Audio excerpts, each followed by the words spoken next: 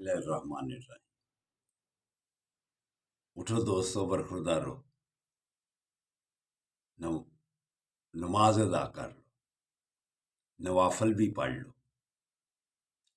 پھر اللہ کی مہربانی سے اللہ پر راضی ہو جائے گا۔ کھول کے دیکھ، چشم دل آتا ہے لطف کیا نماز میں، ہر طرف آتا ہے نظر نور خدا نماز میں۔ بوڑھا ہو یا جوان سب پر نماز فرض ہے، بچے کو 10 سال سے سختی سے لاؤ نماز میں۔ دوستو اٹھو، نماز ادا کر لو، یہ ہمارے لیے بہتر ہے۔ اس وقت گناہوں کی معافی مانگنے کا وقت ہے۔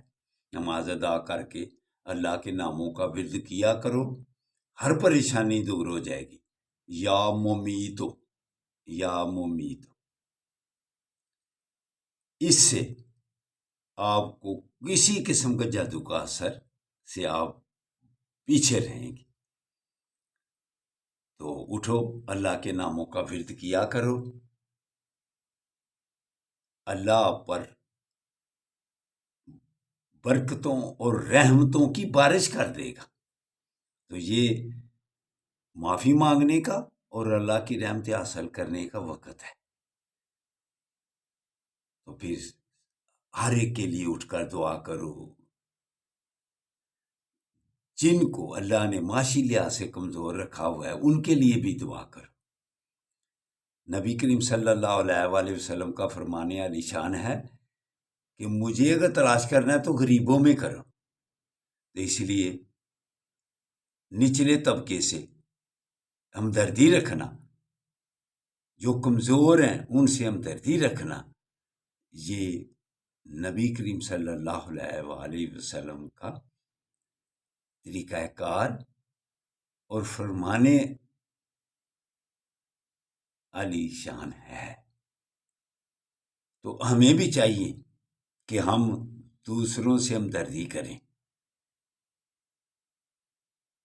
علامہ اقبال بھی کیا خوب فرماتے ہیں، امیر نشہ دولت میں ہیں غافل ہم سے، زندہ ہے ملت بیضا غربا کے دم سے۔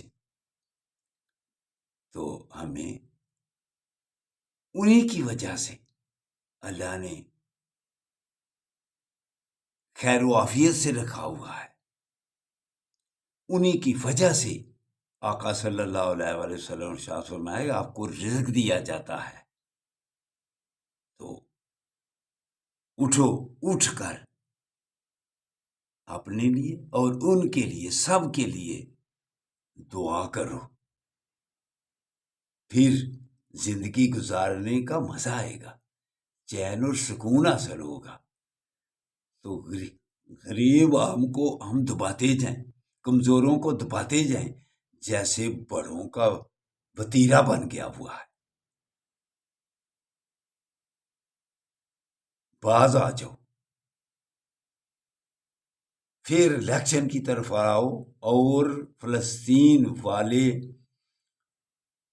مظلوم لوگوں کی، اے طاقتورو مظلوم لوگوں کی مدد کرو جو پکار رہے ہیں ہمیں۔